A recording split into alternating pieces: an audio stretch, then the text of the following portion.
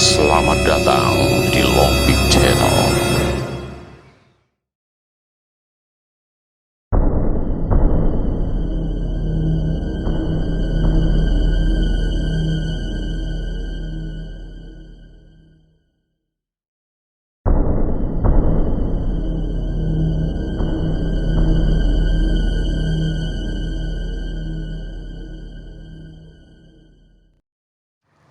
Assalamualaikum warahmatullahi wabarakatuh. Apa kabar kawan-kawan semua? Jumpa lagi kita di hari ini. Dan cerita kali ini berjudul Raja Cacing.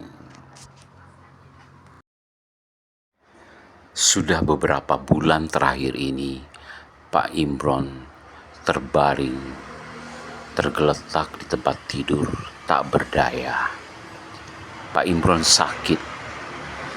Pada mulanya diawali dengan demam panas, kemudian nafsu makan berkurang, enggan makan dan enggan minum, tidak ada nutrisi yang masuk. Dan semakin hari, tubuh Pak Imron semakin kurus, wajahnya semakin pucat. Dan yang anehnya lagi, meskipun tubuhnya semakin kurus, tetapi perut Pak Imron semakin hari semakin membesar. Dan yang lebih menakutkan lagi adalah ketika matanya tak pernah berkedip, hanya menatap kosong ke langit-langit kamar, begitu cekung dan menyeramkan, begitu tajam namun hampa.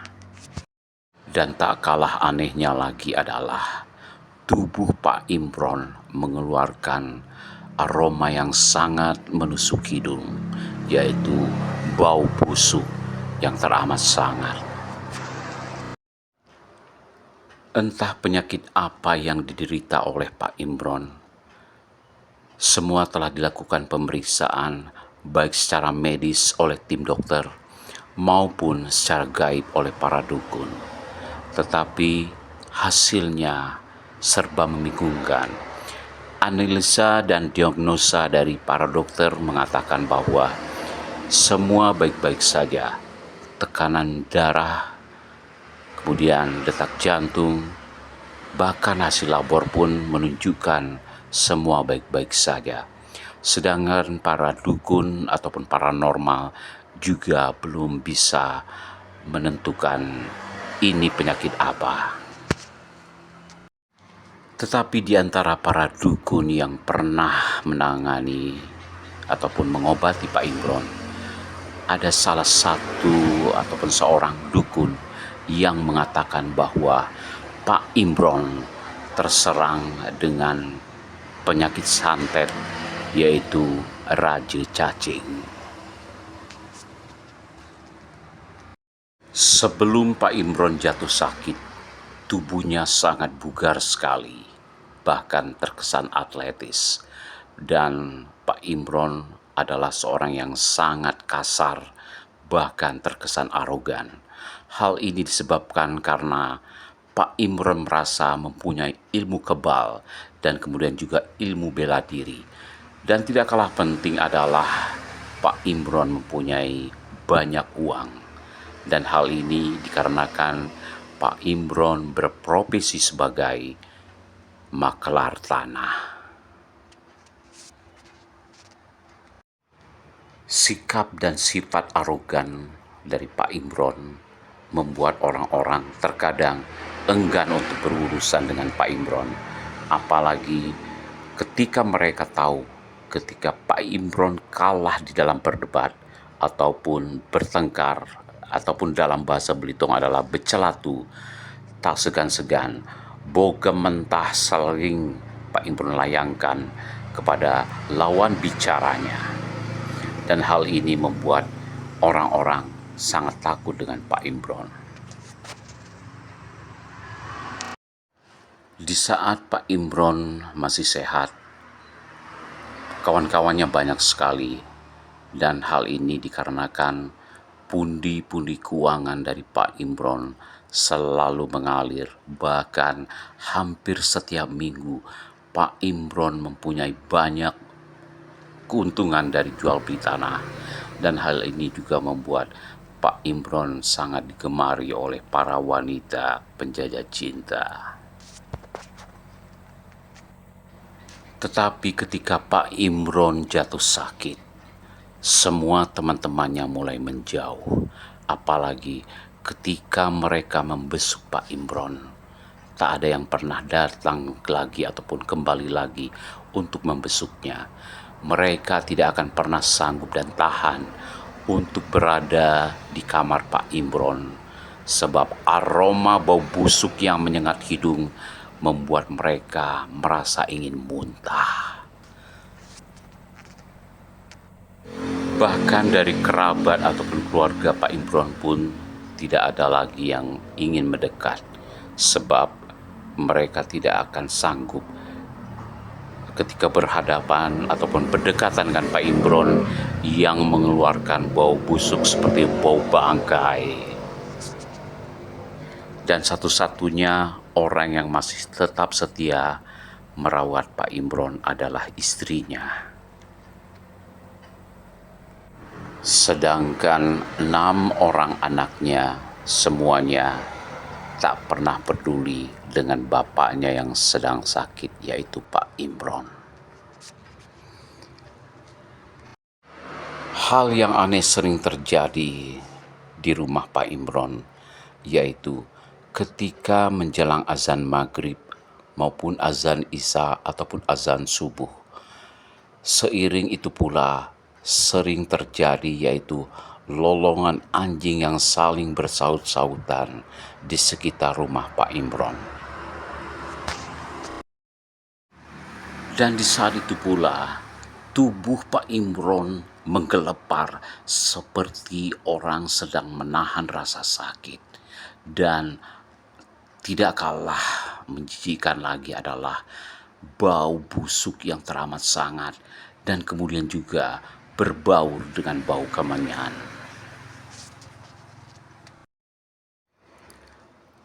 Pada suatu sore menjelang maghrib, di rumah Pak Imron, tiba-tiba saja kedatangan seorang tamu yang ingin membesuk Pak Imron, yaitu namanya adalah Pak Bucoy.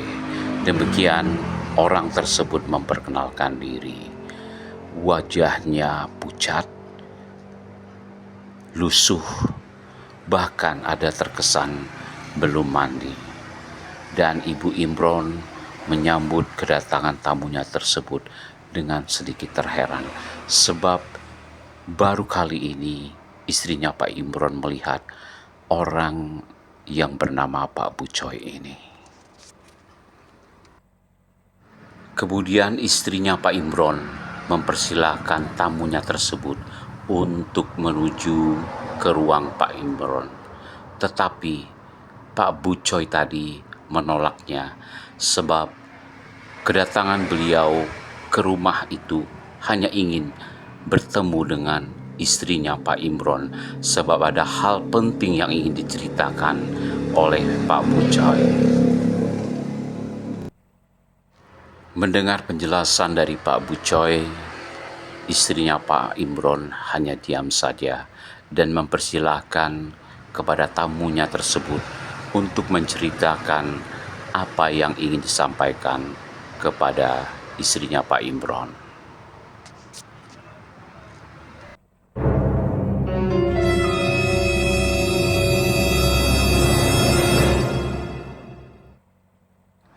Pada suatu hari, Pak Imron dan Pak Bucoy bersama dengan seorang cukong pergi ke suatu kampung di mana akan ada transaksi jual beli tanah ataupun lahan yang diperuntukkan bagi si cukong, dan luasnya sangatlah luas sekali, yaitu berkisar 15 hektar. Hati Pak Bucoy dan Pak Imron sangat berbunga-bunga, sebab mereka sudah menghitung berapa keuntungan yang akan mereka dapatkan dari transaksi jual beli tanah. Dan hal ini juga mereka melibatkan salah satu perangkat desa yang ada di kampung itu. Dan yang tidak kalah girangnya hati Pak Imron maupun Pak Bucoy adalah bahwa di hari itu adalah hari pembayaran uang muka ataupun DP dari sebuah transaksi yang akan mereka sepakati bersama.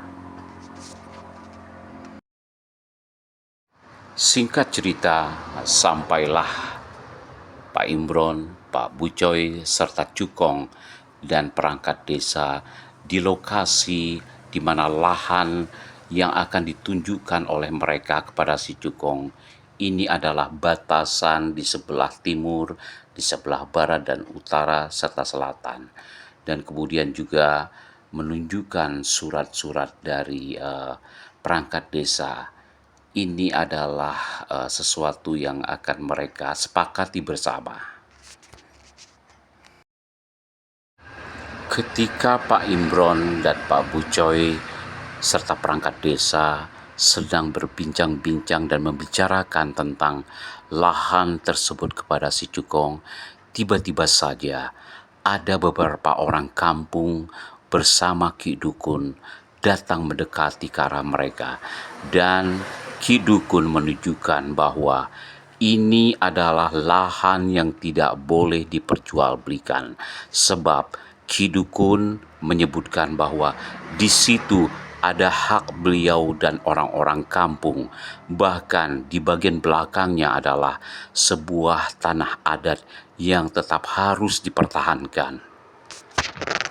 Bahkan kepada si Cukong, Ki Dukun pun menunjukkan keabsahan dari legalitas surat-surat yang telah dimiliki oleh beliau sejak lama. Dan hal ini membuat si Cukong sangat bingung, sebab apa yang dimiliki oleh Ki Dukun adalah sah.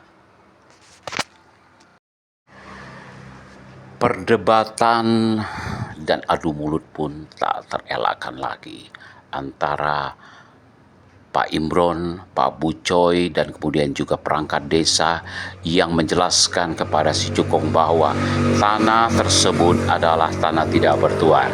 Tetapi Ki Dukun dan orang-orang kampung juga mempunyai suatu bukti bahwa mereka juga mempunyai surat-surat yang jelas dan sah. Menghadapi situasi seperti itu, si Cukong pun segera berlalu dengan supirnya dan meninggalkan Pak Imron, kemudian Pak Bucoy dan perangkat desa berhadapan dengan Ki Dukun dan orang-orang kampung. Dan secara otomatis transaksi yang diimpi-impikan dan diidam-idamkan pada saat itu otomatis batal. Sepeninggal kepergian dari Cukong yang meninggalkan lokasi itu, situasi semakin memanas. Adu mulut tak terelakkan. Bahkan wajah Pak Imron kian memerah. Dia langsung menunjuk ke arah Ki Dukun. Dan lebih dari itu, tiba-tiba saja, bak! Ki Dukun terjerembab dipukul oleh Pak Imron. Darah mengalir dan kemudian juga tidak sampai di situ. Pak Imron menendang Ki Dukun dan orang-orang kampung pun juga tidak tinggal diam.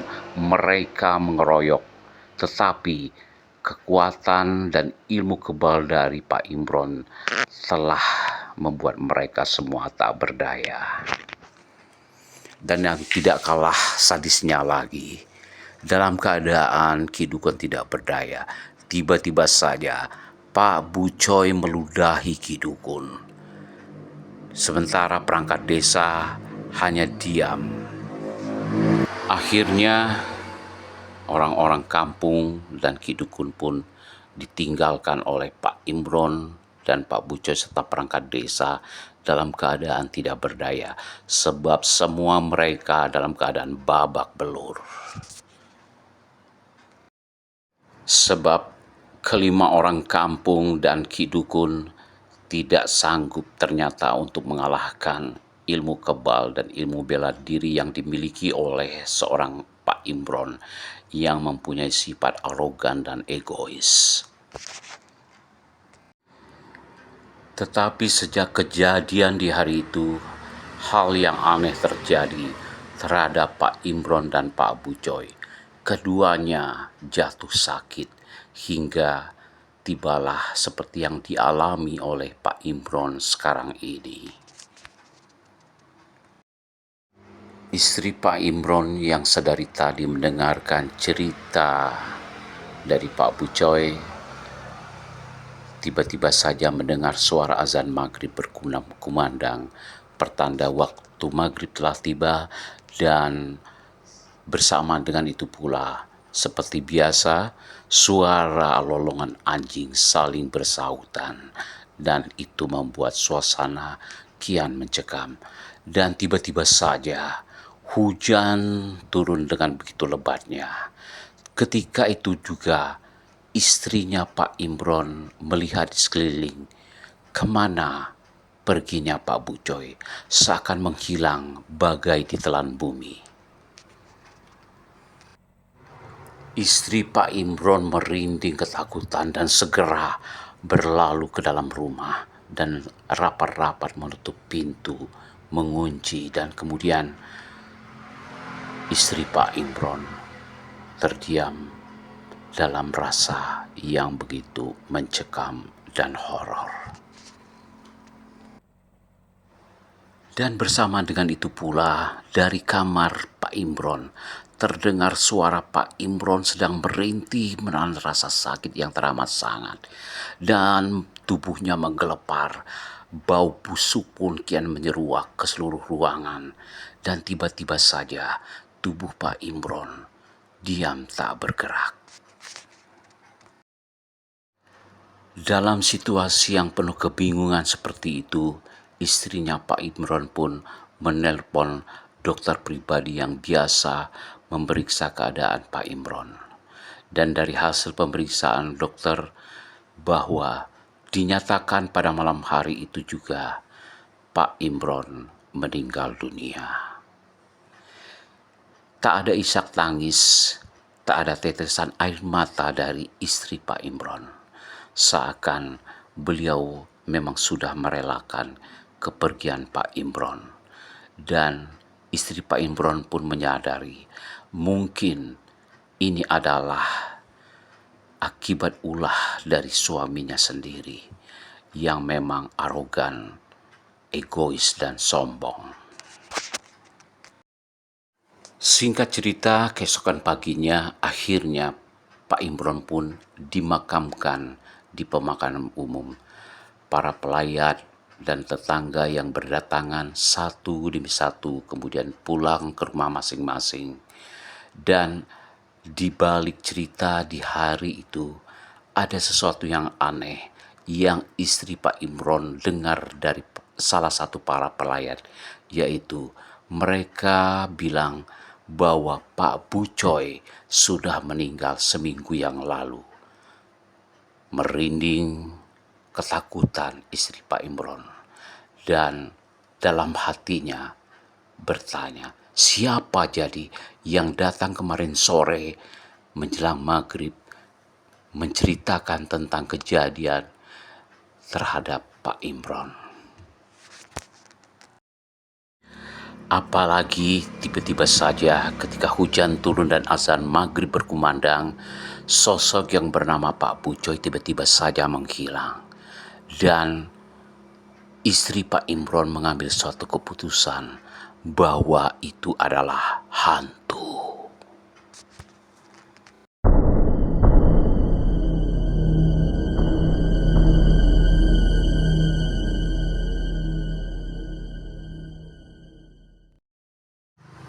Baik kawan-kawan semua, demikianlah cerita misteri yang telah kita sama-sama dengarkan hingga selesai. Terima kasih kepada kawan-kawan yang tetap mensupport channel ini, dan bagi yang belum subscribe, silakan subscribe. Kami berharap suatu saat nanti kita akan jumpa lagi dalam cerita yang lain. Baik, saya undur diri, salam sukses dan bahagia. Long Big Channel. Wabillahi taufiq wal hidayah. Wassalamualaikum warahmatullahi wabarakatuh. Thank you. Thank you. Thank you.